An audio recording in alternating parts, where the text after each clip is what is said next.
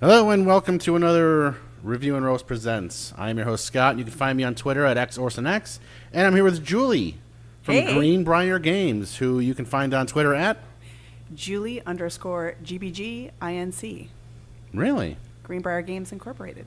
That's pretty sweet. Thanks. That's not what I follow you under, but we'll keep hey. that a secret. Well, it's secretive. Hey. Okay, so today, I'm sure everyone out there is super duper aware because Greenbrier is awesome, and they are the ones who put out Folklore, the Affliction, and That's right. When did this come out?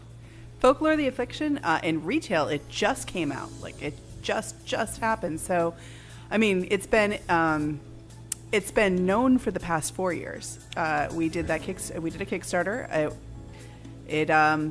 It was a beast, and so it took quite a while to actually get to the Kickstarter backers. And then we did a second Kickstarter for the retail and some of the expansion stuff. So that has now released, and now we're in retail.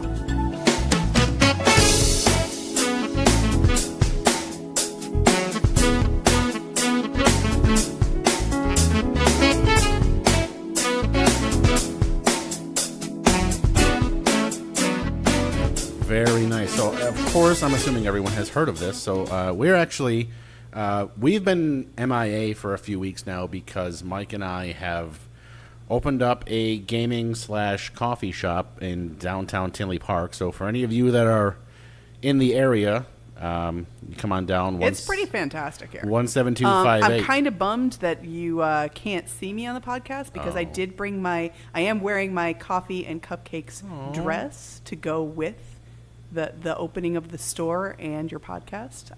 I totally coordinated, but But if they go to, what did I say it was? D12. I told you it was D12 Gaming. It's actually D12 Cafe on Twitter. It's D12 Cafe. And I did retweet your picture. So if you go to D12 Cafe at Twitter, or on Twitter, you will see the storefront. You will see Julie standing there with a big, gigantic smile on her face because she's tasted the amazing coffee, because we do serve dark matter coffee. So for all you Chicago fans, you're familiar with that.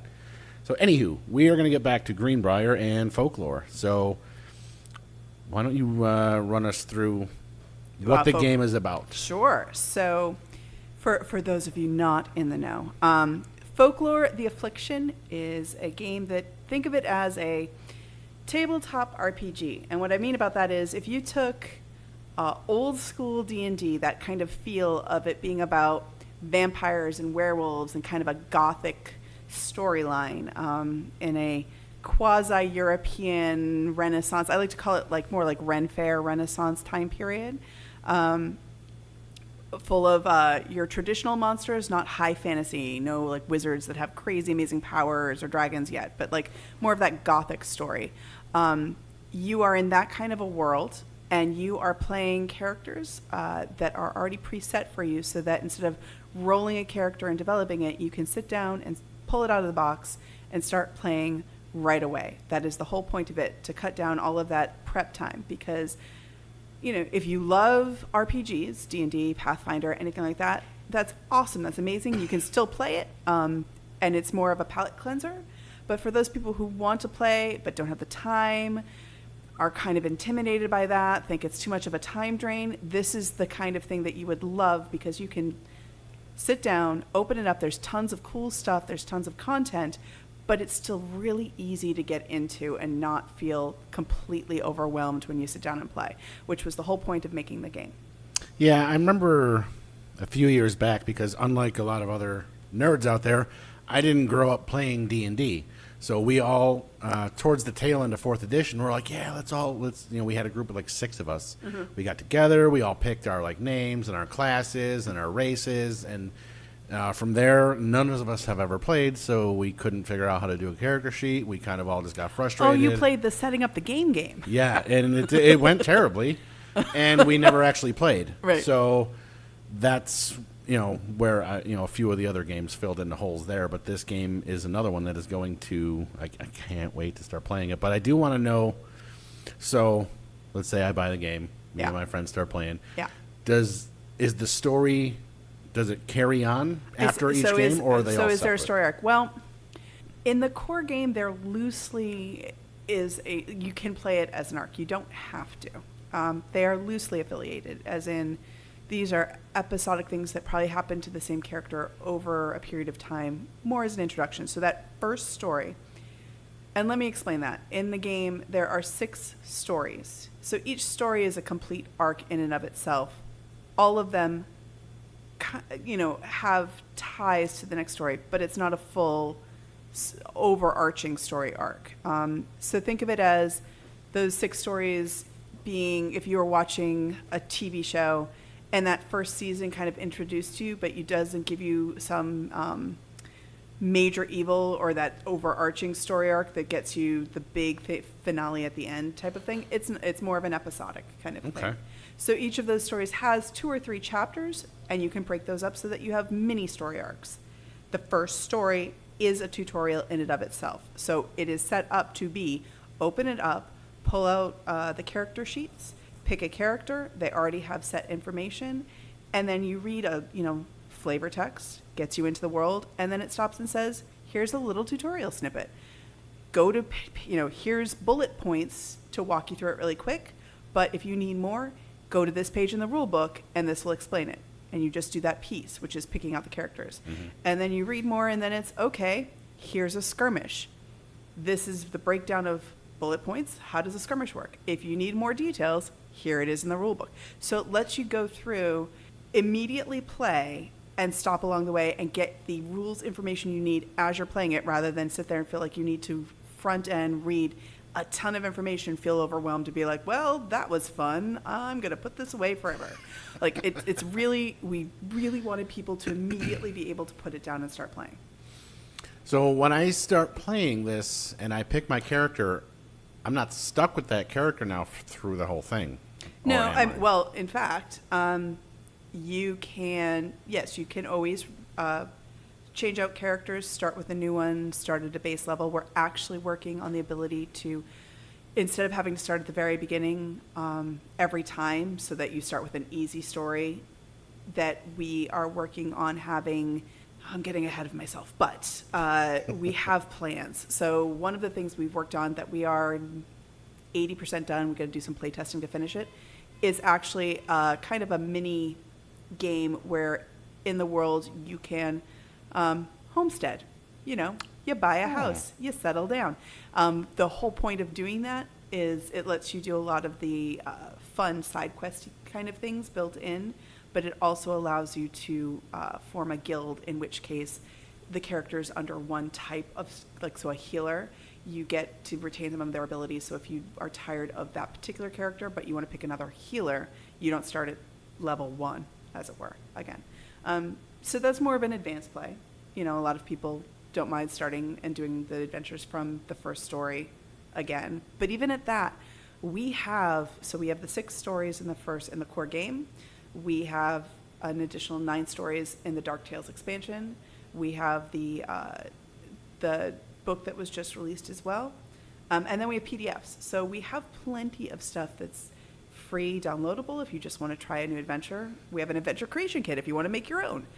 There's plenty. There's plenty for so even if you wanted to start at the beginning again, you could start with an easy story that's not the tutorial beginning story and get your character leveled up before going on to harder adventures. So let's say you want to sit down and just jump into a harder one. Is there you start your character, and instead of being level 1, he starts at level 5, and you have a list of abilities to choose from type of thing? Or? So it's a lot more simplified than that. So no, you're going to have to level up, but it's pretty easy to level up. Okay. So each of the characters has their own, instead of having multiple classes, you have 2 different focuses, but think of them as character classes. So if you're a healer, you're going to have one of those 2 focuses, and then there's a deck of cards that gives you those, so you're leveling up based on your purchasing cards. Okay. So your abilities, so technically, you could probably just say, you know what, I'm at 2 cards of a bit worth of abilities, and I'm going to randomly select them. So those are the things I've leveled up so that I'm a level 3. So yes, you could in fact do that. Okay, that's... See, here's the deal. Julie is here today to demo this game for us, and we haven't done it yet, so I still have lots of questions. I thought we might kind of getting down into the nitty and the gritty, which I really like. It's instead of an overview, it is augmentable that way. You have items decks, artifact decks, so everything is done, and all of these are in place of having a GM. So Yes. your book, your decks, the road and off-road events, the rumor cards, all of these are things that you can do and add. So instead of having writing it down pencil and paper, which we still have that ability, you have that in the back. You can just photocopy if you want that. You have decks that allow you to keep track of everything. So as you gain items or lose them, find companions who are your sidekicks, or use them as meat shields. Sorry, guys. It's totally a thing. You're shuffling them back into the deck or gaining them into your hand.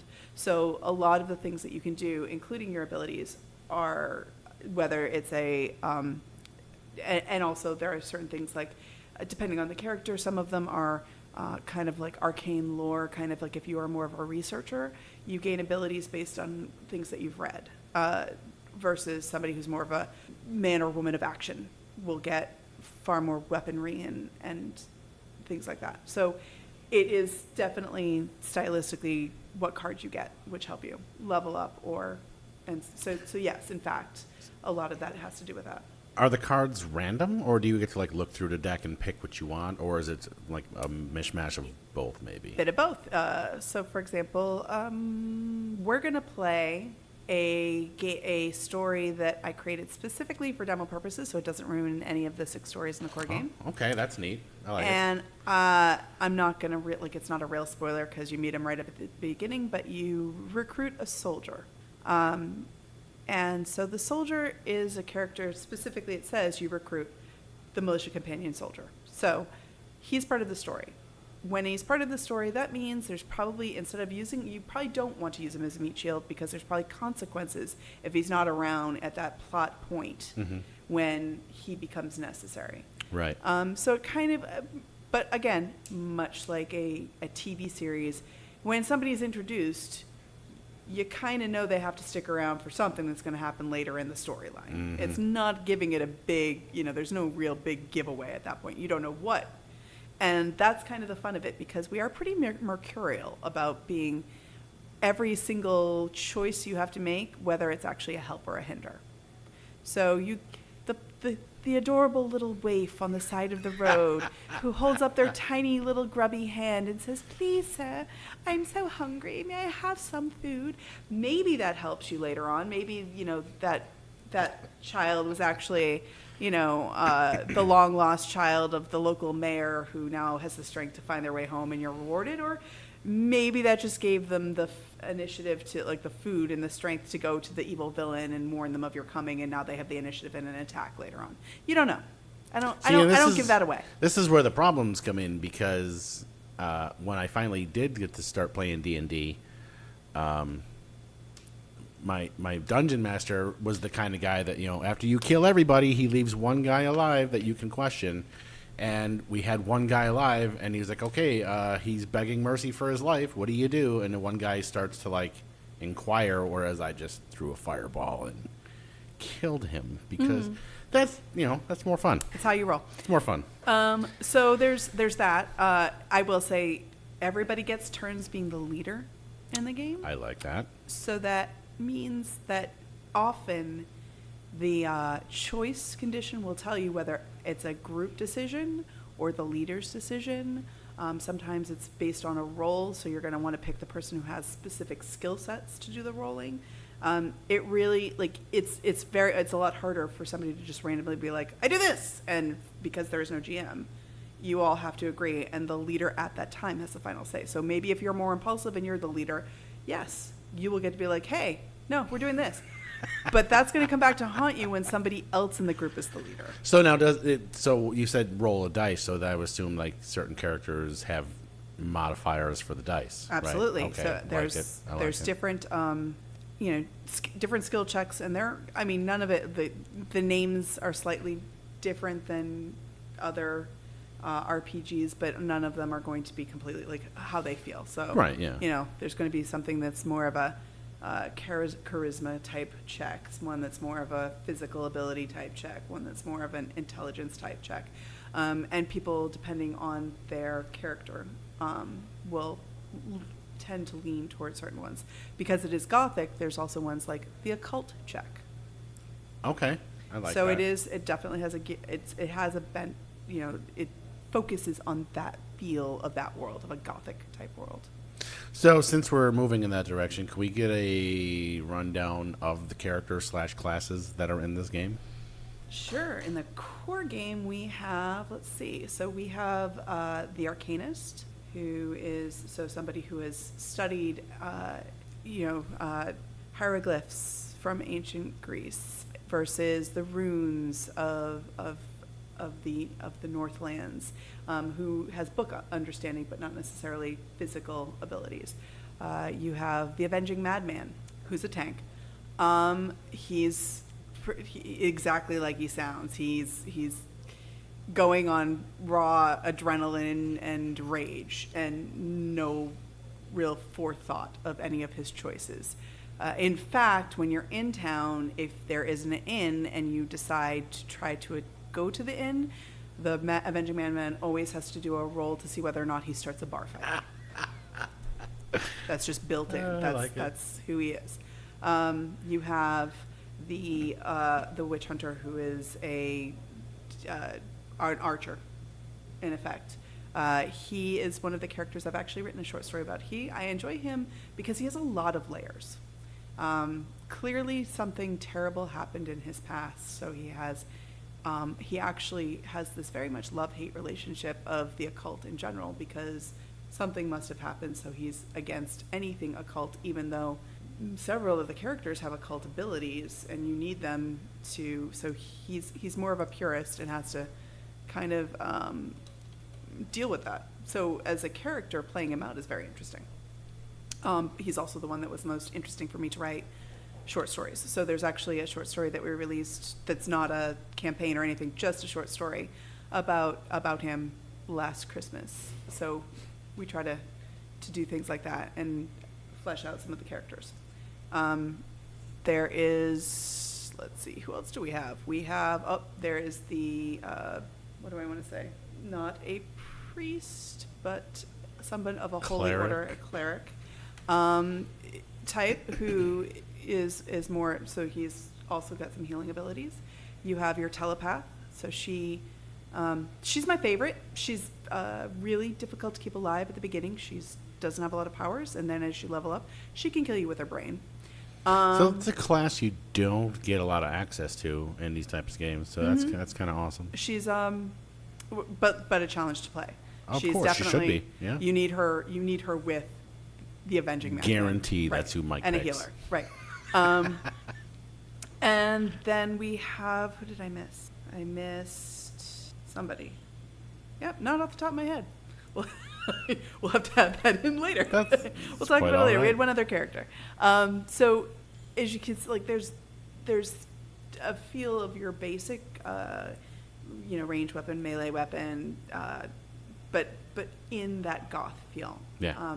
And then in the expansion, the Dark Tales expansion, which will come out next month, you have a new range. So you have a vampire slayer, you have a woodsman, you have a butcher, you have so more of the local farms, townsfolk who join the ranks. That's awesome.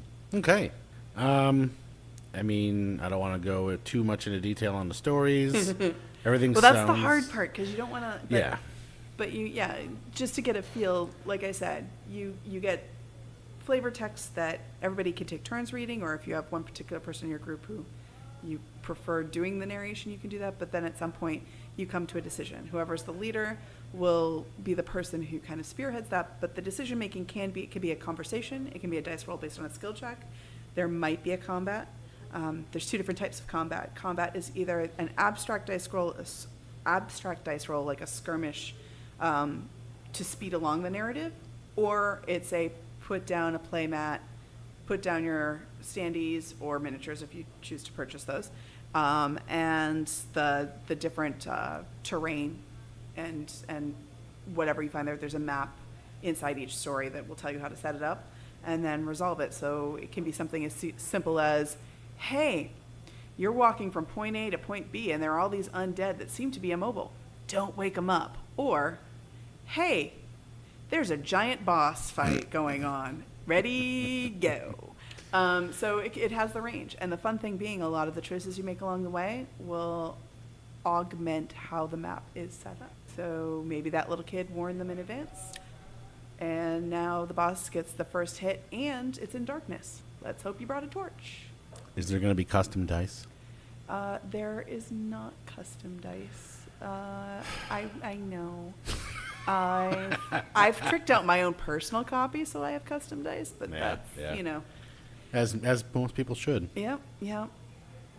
And it was something that we looked at. It was just, there were so many things, and we ended up focusing more on the side of the plastic, all the minis. So, you know, like I said, in the base game, you can get standees, and there's a lot of different standees, and with a lot of great art. But also, if you get the miniatures, we have so many miniatures. So if you're a minis collector, it's kind of cool because you can just get the miniatures without the game if that's what you want.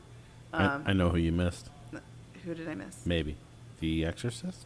Oh, no, the Exorcist was the priest. The priest? So the archaeologist. Okay, so that's what I said. I said Arcanist. That's why I messed it up, because the archaeologist is the one I was describing, and the Arcanist is the seeker of lost knowledge. Yep. The Arcanist has a lot of occult abilities. I also would like to say the telepath can like go into the world of the dead, which, by the way, that's something we didn't get into. If you die, you don't actually die. You can play as a ghost. Wait, for real? Yeah. Only if everybody dies do you have to like reset at a certain point. So, because somebody can resurrect you, I would assume. Sure can. Okay. So priests can resurrect you. What if the gypsies priest is can the one that's resurrect dead? you. Yep. You can go. The traveling folk can resurrect you. Oh, okay. And so, you know, if everybody dies, you end up taking a permanent mark against you, because you have all traveled to the other side. So death follows you wherever you go. But you can still play as your character, or you can retire them and start afresh. So just to clarify here, people, I'm on the Greenbrier website, and I'm on the Folklore page, and I'm going through the different, description features, and there's a download section with, she wasn't kidding, a shit ton of PDFs in here. So, oh yeah, you can. Holy cow! We give you access to just about everything. Even how to fix bent miniatures. You're not going to get that kind of customer service anywhere. Oh, and I guarantee Mike's not going to follow this painting guide, but I guarantee the next time you're here, they'll all be painted in our demo. That would be amazing. Did he show you the ones he painted already? He has not shown me the ones he's painted. Remind me when we're done here. I love that. We actually have, if anybody is interested, we have a Facebook page. So it's the Folklore, the Affliction, or Fans of Folklore, the Affliction Facebook page. I don't run it. It was started by a fan.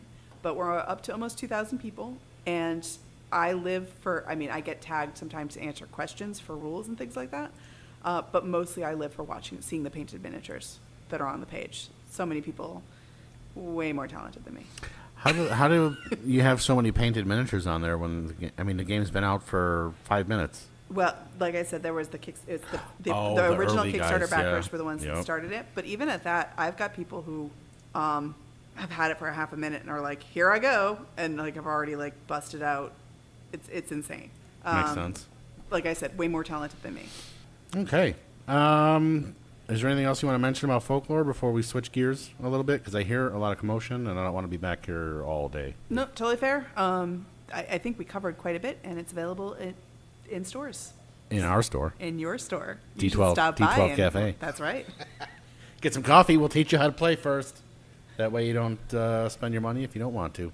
There you go. That's how it works. That's how it works. So, when you first got here, I don't remember what I was doing, but I came back to the table, and you had a box for another game that you said is currently on Kickstarter. I want to hear all about this game. Because this we did play, but it immediately caught my eye because I have started reading these comics years ago.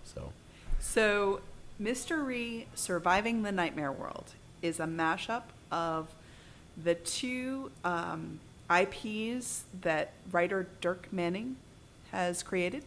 Tales of Mystery and Nightmare World are two series set in the same universe.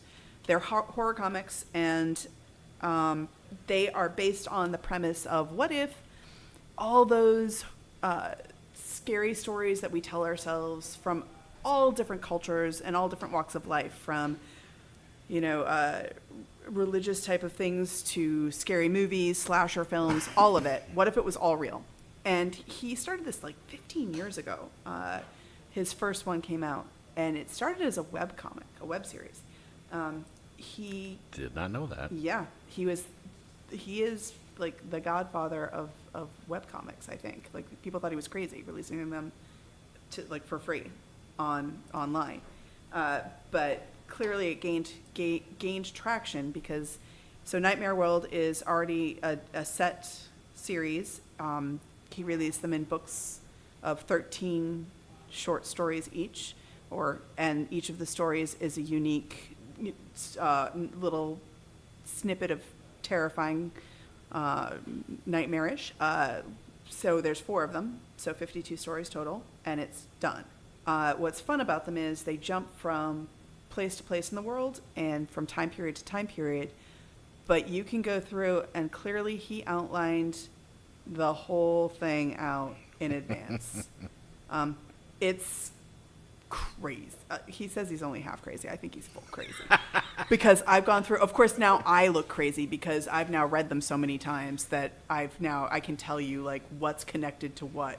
And at some point he was like, we just need to film you with like all the papers, like all the pages torn out and like pasted across a wall with the string attached and muttering to yourself because you're that girl at this point. And I was like, I sure am. So that was Nightmare World.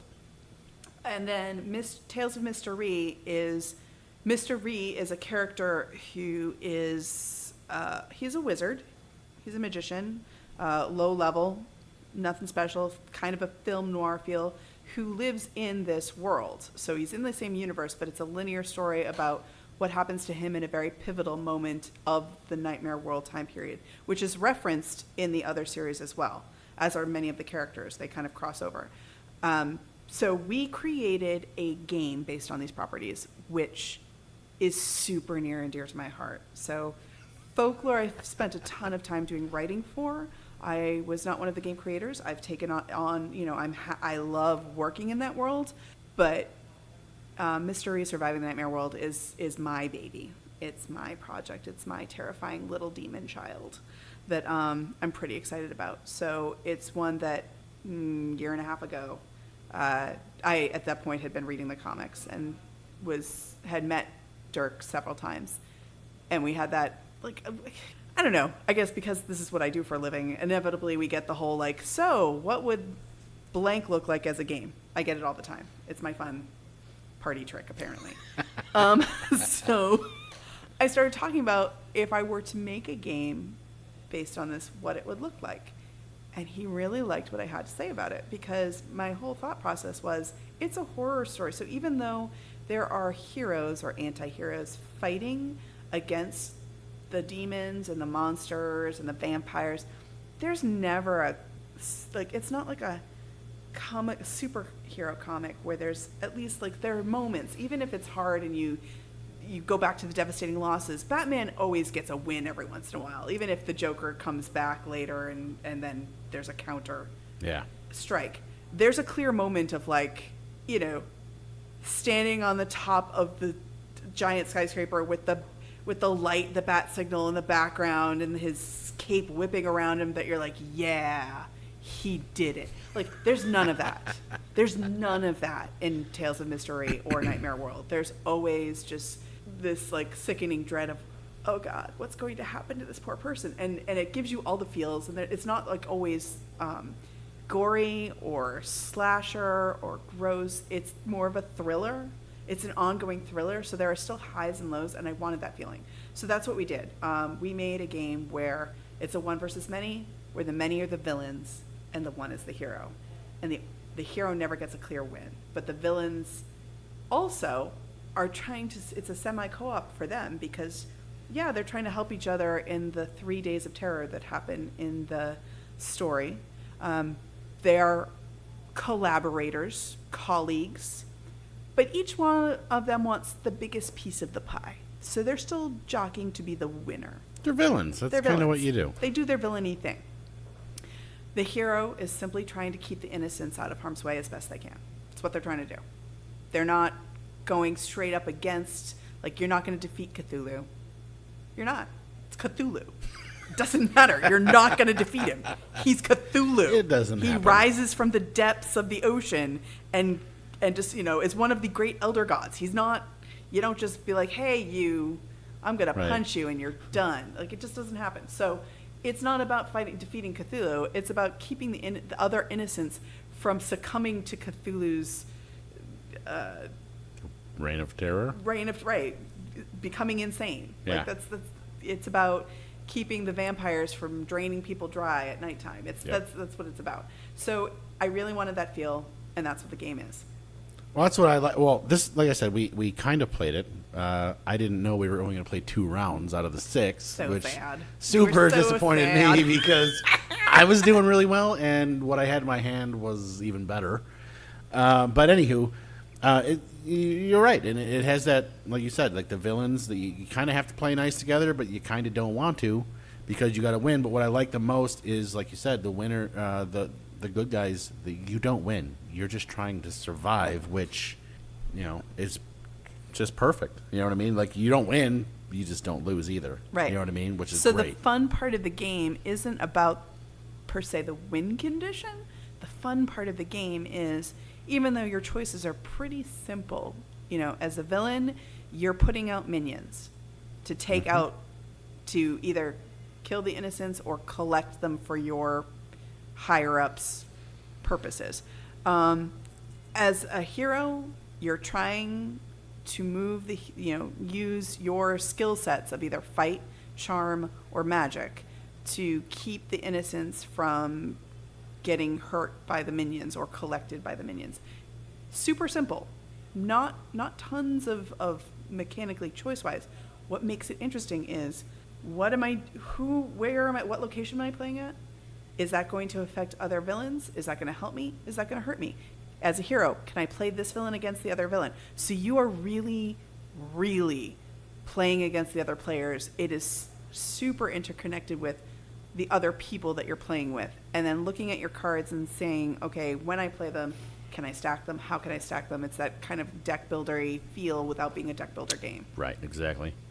Of, can I chain this? Is my hand good for a reveal at a certain point? Do I want to hold on to this card, or do I really need to play it now to prevent somebody else from getting a clear super advantage? So it's that interaction with the other players. So I love any game where you're playing the other players, and this really promotes playing the other players. Because your plan is never going to work the way Right. you want it to. But that was I don't want it to. You can't gang, like, it's really hard to gang up on any one person. So it's really hard to feel like, wow, everybody's just being mean to me. Yeah. I hate you all.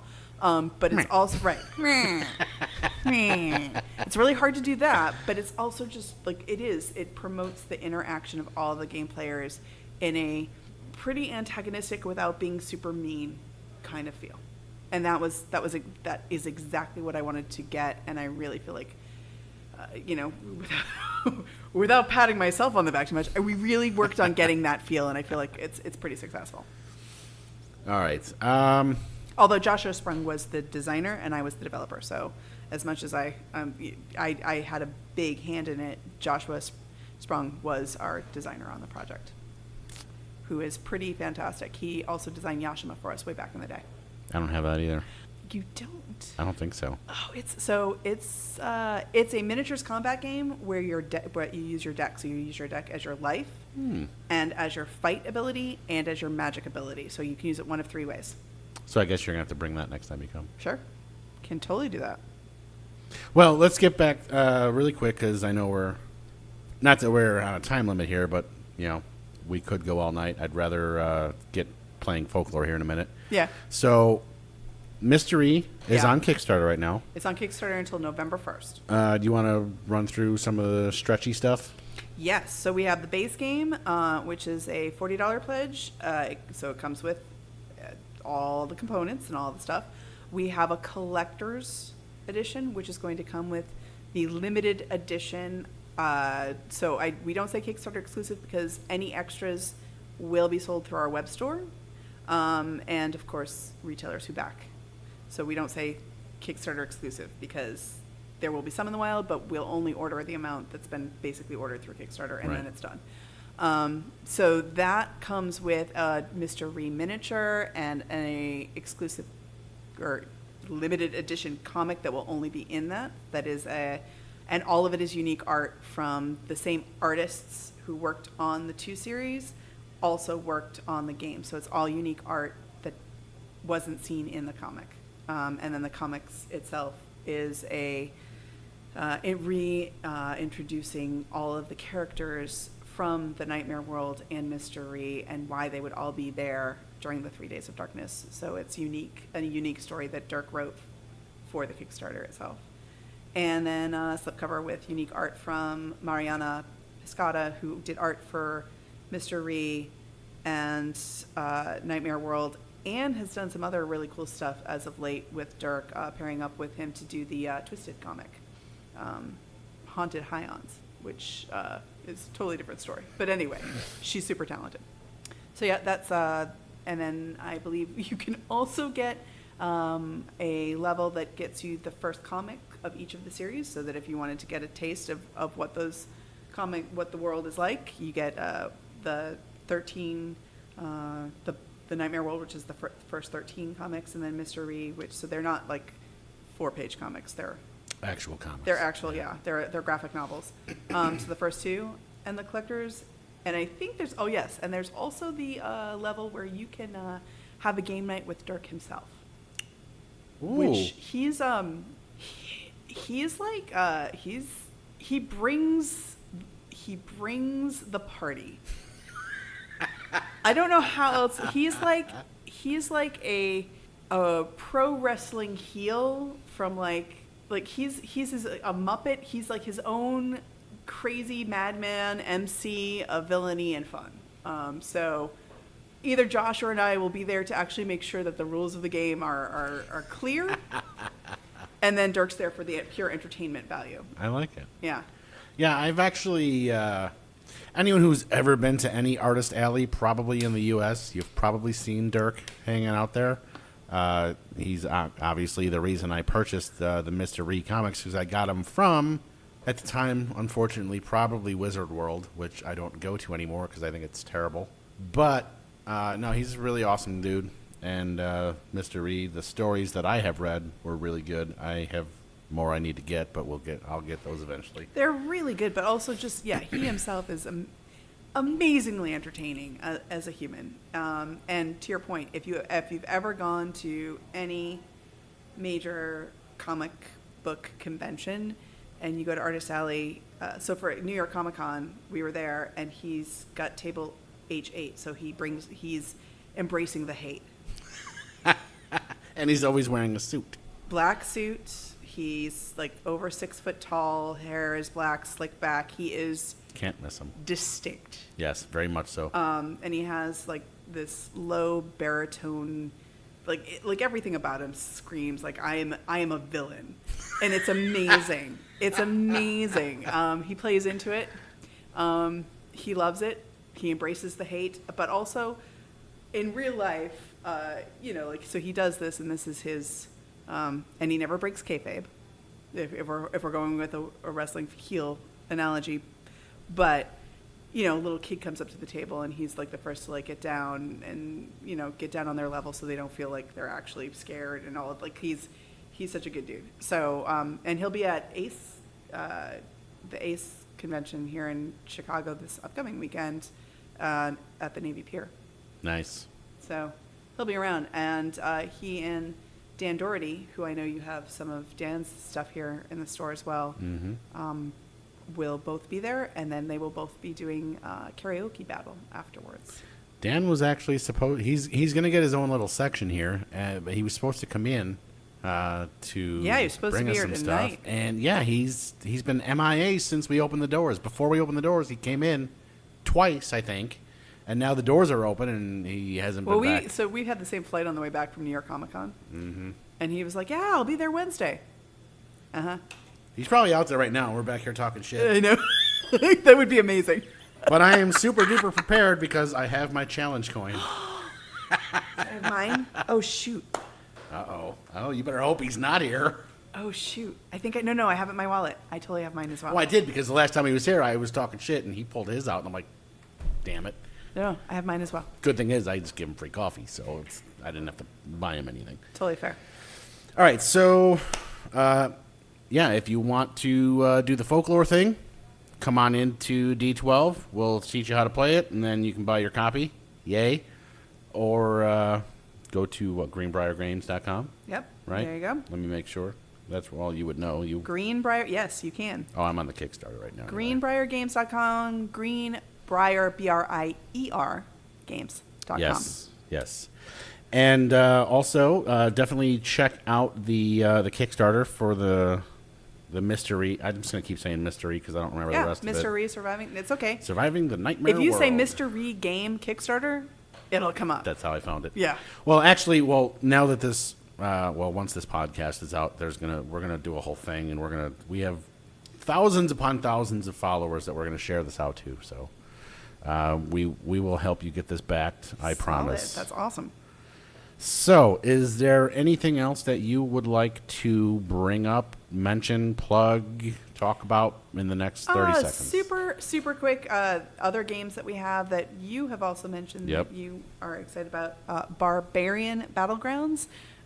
Bear being little bears, like teddy bears. So it's a pun. It's our game that came out this past summer that has also been very popular. It's a dice worker placement, so you roll your dice and then you use them as resources. So it's not whoever has the higher dice necessarily, and it's got really cute art and it's a really fun theme, but we like to call it cute but stabby. Yep, because we don't do anything that's actually completely friendly. We're Greenbrier Games. We're not nice. That's how it should be. You always got to think about your decisions, right? which But it is perfect. an 8+ player game, so it is easy enough for a Wow. kid to learn. But has enough strategy that it is definitely got some depth to it. Yeah, I literally knew nothing about it. I just thought the box looked amazing. It's adorable, right? Yes. So cute. But no, it's cute but stabby. And it's gotten a lot of high praise from various circles, and we should play that at some point. I would love to. Of Dreams and Shadows is our game that if Folklore is our RPG on a box, Of Dreams and Shadows is more like your MMO in a box. Ooh. So that's another one that I think is really actually quite fun to play and really does evoke that feeling of being in an MMO without and Without can a pick monthly up, fee. Without a monthly fee, and you can pick up and pay pretty quickly. And has a lot of similar characteristics of Folklore, of being narrative driven, and you pick a character and they all have different classes, but a totally different feel of gameplay style, as different as playing a pencil and paper RPG is to playing an MMO. So it has that totally different feel while still having a very similar thematic feel to it. So that one I'm pretty excited about. Me too. My brother bought it. He just hasn't brought it in. Apparently I'm coming back so that I can play all the other games that you haven't played yet. You pretty much have to. All right, fair. What else we got?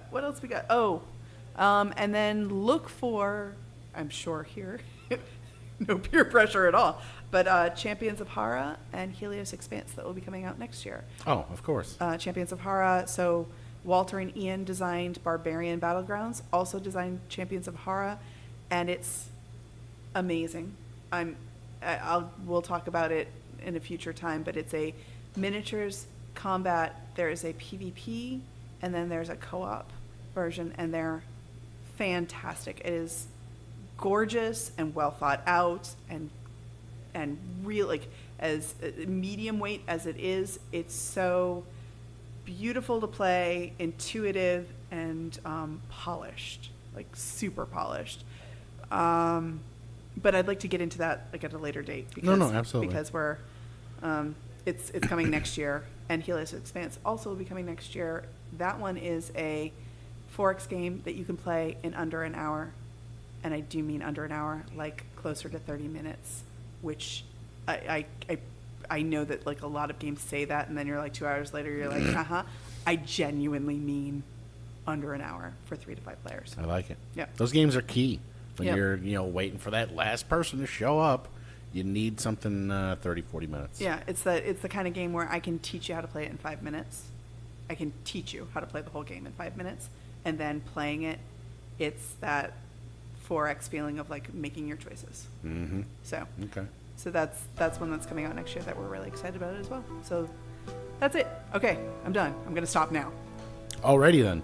Well then, that was Julie from Greenbrier. You know me as always, and you can find me on Twitter at XOrSNext. You can find our Facebook at facebook.com/reviewandroast or facebook.com/D12Cafe, I assume. I actually don't know the URL yet.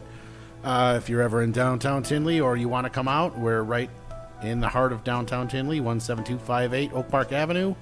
Come in, get some Dark Matter coffee and some board games, and don't forget to check out Greenbrier and Folklore and the Tales of Mystery Surviving the Nightmare World on Kickstarter. And we'll probably be talking to Julie quite a bit because we're nerds. She seems to be a nerd. Don't say nothing now. I'm the nerdiest of the nerds. Right? Alrighty, so have a good week, and we'll talk to you later.